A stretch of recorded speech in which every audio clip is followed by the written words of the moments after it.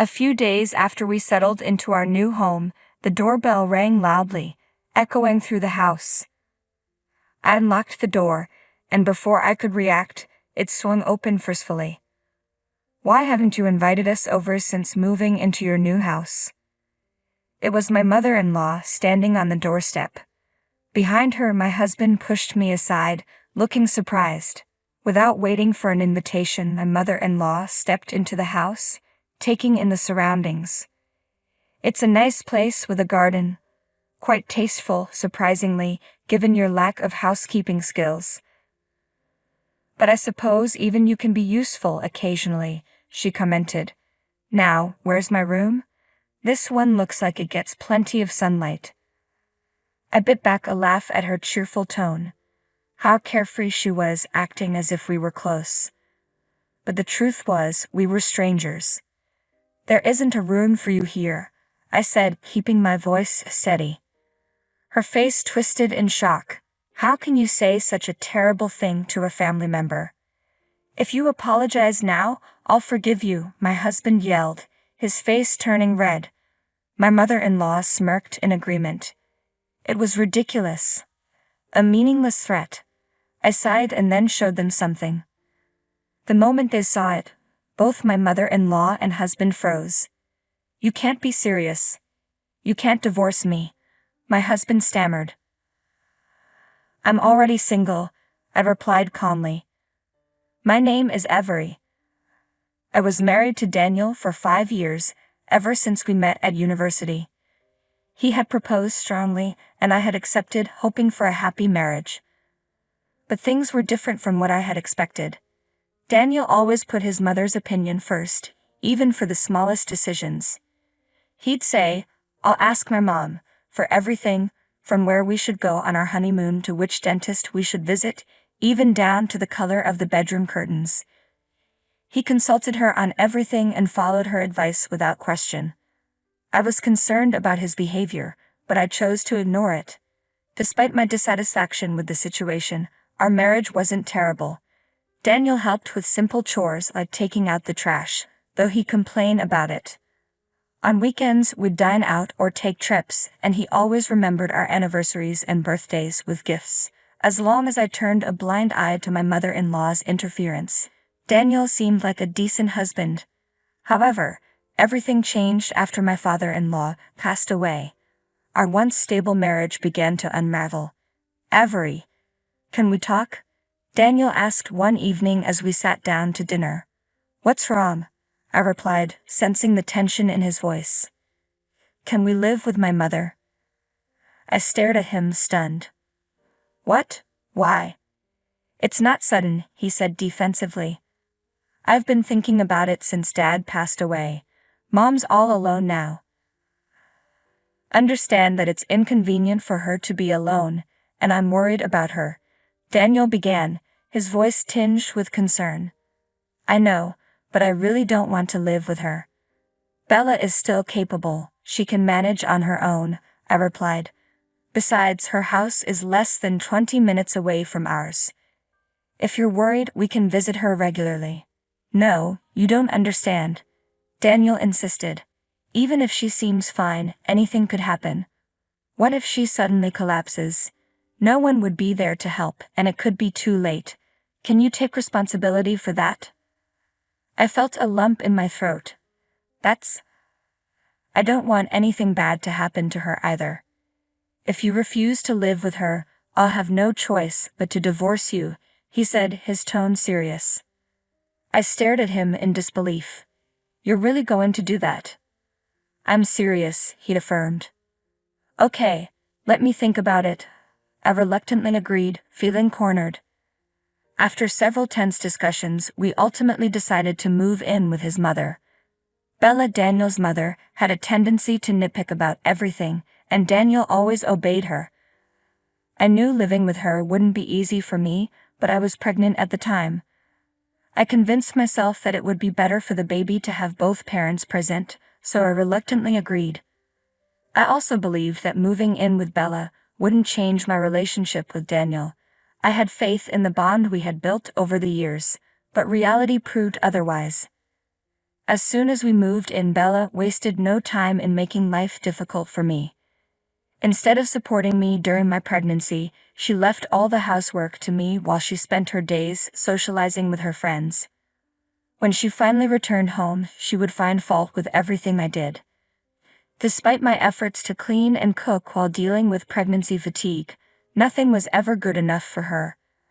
I tried explaining, hoping she would understand, given her own experiences as a mother. But instead she would snap, "Young people these days are so lazy. When I was your age, I managed everything, even when I was sick." She'd point out the slightest imperfections. "Look at the water stains. And the laundry. It's not even ironed properly. You should be making at least 3 side dishes per meal. Are you trying to starve me and my sweet boy?" Her constant criticism was relentless, and there were days when I had to redo chores despite feeling unwell. Eventually, I couldn't take it any longer and confided in Daniel, hoping for support. "Sure, some things Mom says are harsh, but it's your fault for not doing your chores properly," he said dismissively. "Don't blame her for that." But there are days when it's hard to even stand up. It's impossible to do everything perfectly when I'm feeling like that. I tried to reason with him. "My mom managed when she was younger," he retorted, his loyalty to her unwavering. "When she was pregnant with me, she managed everything, so there's no reason why you can't do it too," Daniel said dismissively. "Health varies from person to person, Daniel," I replied, frustration simmering. "Besides, your mother is out all day and nights socializing. This apartment was ours first, and she doesn't contribute to any of the bills. I need you to ask her to help with the housework until I'm feeling better." He sighed, clearly annoyed. "You're the one who agreed to move in with my mother. If you have a problem with her, we can always get a divorce." His tone was confident, as if he believed I'd never go through with it. I sighed as well, sensing the growing distance between us. Daniel wasn't like this before we moved in with his mother. But now, between his attitude, my mother-in-law's constant criticism, and my declining health, I was starting to feel the strain on our marriage. Then one day, like clockwork, my mother-in-law went out to spend time with her friends, leaving me alone in the house to do the chores. I felt a bit better than usual, so I decided to be more thorough with the cleaning. Everything seemed to be going smoothly, and I thought today might finally be a good day. But just as I was finishing up, my mother-in-law burst through the door, her face twisted in anger. "Belle, what's wrong?" I asked, startled. "Everything is wrong," she shouted. "My clothes are ruined." "What?" "But I wash them like I always do," I replied, confused. "These are expensive clothes that need to be hand-washed. How dare you put them in the washing machine? Look at the state of them, completely ruined. These were my favorites. What are you going to do about this?" she demanded, her voice shrill. "But Belle, you never told me they needed special care," I said, trying to stay calm. "You should know without me having to tell you," she snapped, completely losing control. At that moment, Daniel walked in from work, and I knew things were about to get even worse. "I'm home." "What's going on?" Daniel asked as he walked in. "Welcome back, Daniel," Bella cried out, rushing over to him. "Look at my clothes. They were so expensive, and now they're ruined." Before I could explain, my mother-in-law thrust the damaged clothes into Daniel's hands. "These are the ones you like to see me in, right?" Daniel frowned as he examined the clothes. "Avery, you can't even manage something as simple as laundry." "Your mother never told me they needed to be hand-washed," I replied, trying to stay calm.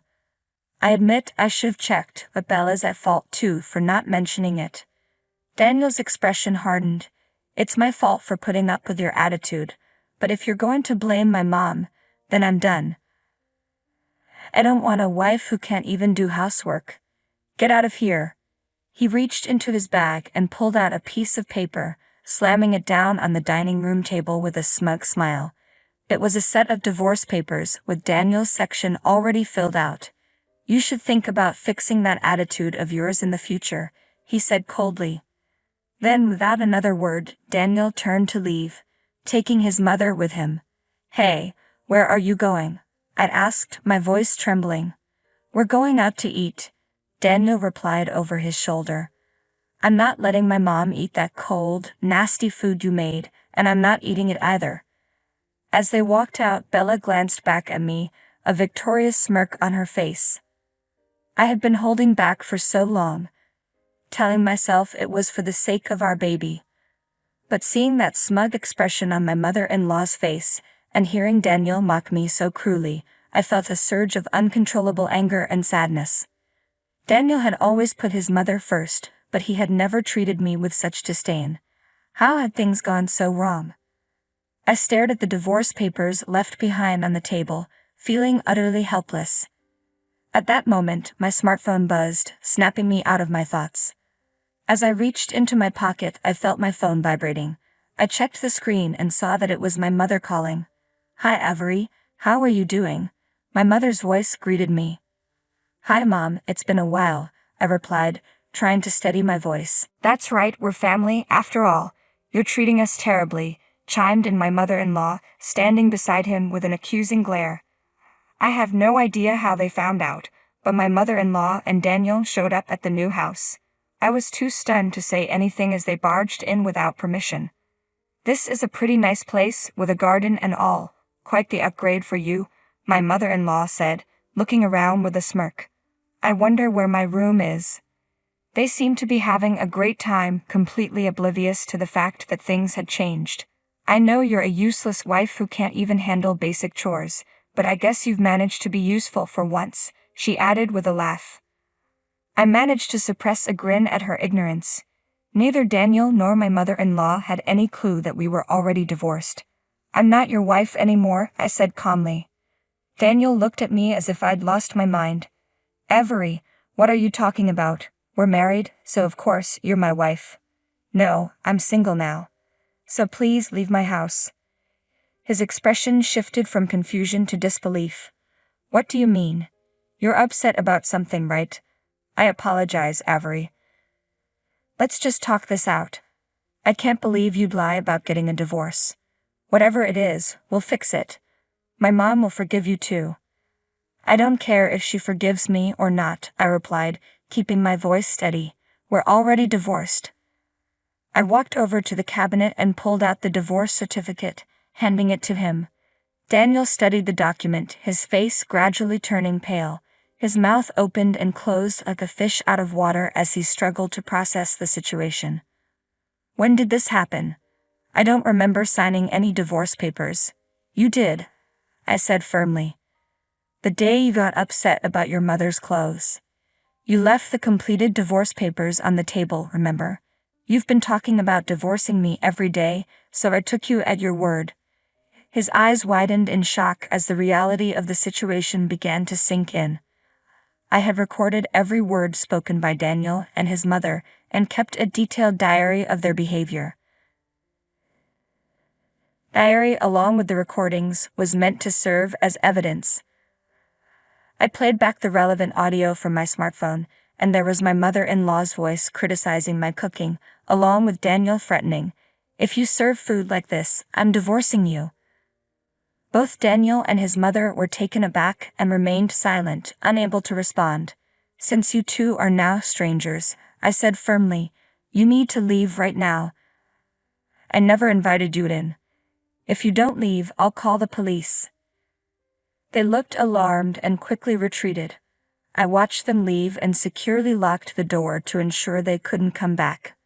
After discovering that my parents and I had purchased a new house, Daniel and his mother had to vacate their home and terminate their apartment lease.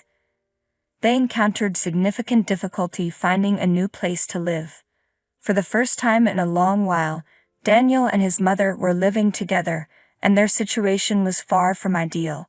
My mother-in-law, who had always demanded that I handle all the housework, now found herself unwilling to do it, and Daniel, unaccustomed to these tasks, struggled. She boasted to her relatives and friends about moving into a luxurious new home, but in reality, they ended up in a modest apartment.